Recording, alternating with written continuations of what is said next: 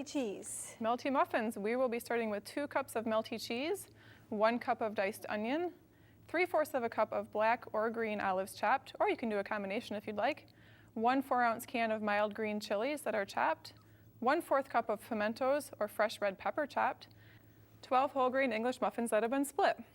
We're also today going to show you how to make the melty cheese, and for that you'll need 3 cups of water, 1/2 cup roasted red pepper or pimento, 2 tablespoons of cornstarch, 1/2 cup raw cashews, 1/2 tablespoon of salt, 1/4 cup nutritional yeast flakes, 1/4 cup quick cooking oats, 2 tablespoons of lemon juice, and 1½ teaspoons of onion powder. And that's it? That's it. That's nice. And these are, I look at them almost as mini pizzas or something. That's what we like to call them too. And kids absolutely love this meal. Between the corn chowder and the melty muffins, it's definitely a favorite. It is a favorite. And with adults too, not just with kids. That's right. They fly off the pans when we make them at the school. Yeah. And we can't make enough. And I was just going to say that. You're going to need to make a whole bunch for all the kids, yeah? Right. And the young adults, right? Young Young adults. adults. That's right. Well, today we're going to start with making the melty cheese. This is my favorite cashew cheese recipe, and I've been making it for a long time. I think actually I got the recipe from you, so thank you. Indeed.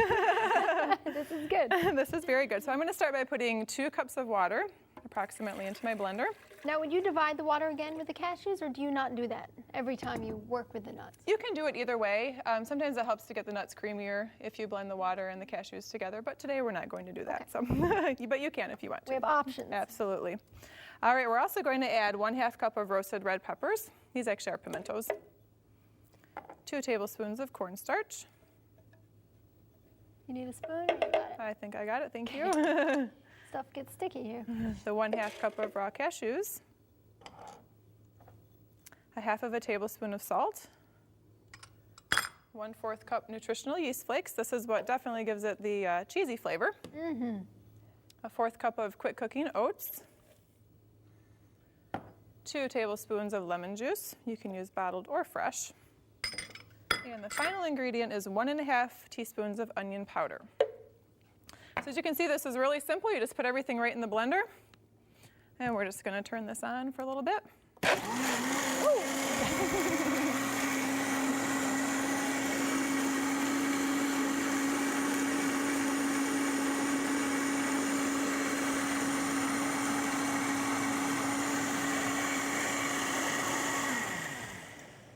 And as we talked about with the corn chowder, definitely with the cashews, you're going to want to let this blend quite a bit longer, but again, for the sake of time, we're just going to leave it like this. So we're going to pour this right into our pot. We pretend it's all done here. And a nice little trick that we have to make sure we get everything out of our blender is to take our remaining 1 cup of water. I love that. That is a really good idea. And it also helps clean your blender out. Oh, yeah. Saves all that scraping. Absolutely. You know, trying to get it out. So just a quick little pulse here. That helps a whole lot. Absolutely. Yes, because that stuff gets stuck in those little blades and you can't get to them very well. And if you're putting that amount of water in anyway, it's not like you're adding extra water. Right. It's just part of the recipe. Absolutely. Yeah. So Delphi, like to stir that, and this is going to thicken up as it comes to a boil. Do I need to stir it constantly? I would, yes, because it can scorch on the bottom. I actually have to work over here. Yes, you do. We won't make you work too hard. We actually have some melty cheese that already is prepared. So we're going to move on to our melty muffins now. So this is already thickened. This is what it looks like when it's been thickened. And cooled or And not? cooled. This has been cooled. You can go right ahead and use it when it's hot if you'd like as well, though. Okay. So to our 2 cups of melty cheese, we're going to add 1 cup of diced onion. This is a Vidalia onion. Yes. We're going to add some olives. I have some black olives here and some green olives. We'll just do a little bit of each of those. All right. That's nice. We're going to add pimento. And we have some chopped green chilies. Now, you don't have to add all of these things. If you don't like the spicy, you don't have to add that. I am not an olive lover, so I would personally choose to leave the olives out. But you know what? These pizzas are so good that I even eat them with the olives. Or pardon me, the melty muffins. I'm calling them pizza now. Well, they could definitely go as little pizzas. I like that. Now, would you ever make this like on a big pizza crust to make a whole pizza and cut it up, or do you never try that? I have never done that. I actually have used the melty cheese just by itself as a cheese for pizza, but I've never done it with it. I bet it would be really good, though. Yeah, and this also makes a nice dip for chips. Oh, now that would be really good. So if you don't have any English muffins, you can just dip your chips or crackers into it. It's yummy. Yes. Now, also, could you use? Do you want me to move this over for you? Sure, that would be great. Thank you. Could you use also this melty cheese, say in macaroni and cheese or? Yes, something- this cheese is potatoes or so something? versatile. I've used it over potatoes, as you were saying, definitely macaroni and cheese. For nachos, it's really good if you mix either some salsa into it or a can of the spicy Rotel tomatoes. Yes. It's pretty much endless what you can do with it. Any place you would use regular cheesy kind of sauce, you could use this sauce. It's great over steamed nice. vegetables, broccoli or cauliflower, or Oh, something like yeah. that. So That would be good. yes, for sure. How long does it keep?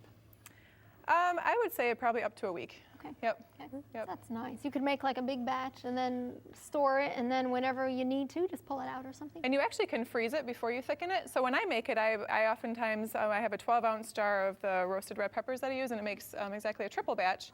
And my family actually will eat a triple batch within a week if I have it in the refrigerator. But if we happen to not need that much, then you can freeze it before you thicken it. If Right. you try to freeze it after you thicken it, then it will separate and Right. it won't taste very good. Got So. Okay, that makes sense. Okay. Well, good. Okay, so- Nice to know the options we have. I like that. Lots of Absolutely. options. So continuing on with our melty muffins, all you need to do here is you just need to spoon it right on top of your whole grain English muffins. Nice. And then all you do is just pop it right into the oven, and you can either broil it. I know I don't broil because I always burn things when I broil. Or you can just bake them in the oven and just kind of keep an eye on them, and they will get nice and golden brown around the edges. Are we good here? We're Sorry. good. That looks Boil it, perfect. that's it. Okay. Absolutely. All right. We'll shut it off. Thank you. I'm sorry. And there you have it, a nice, simple, quick meal that Nice. kids and adults love. Oh, yeah. We do have a finished product right here. And we do, that means I get to try and eat it. Let's put that, oh, that's beautiful. And you got it with crackers there? So this has already been baked. That has already been baked. Mmm. Mm-hmm.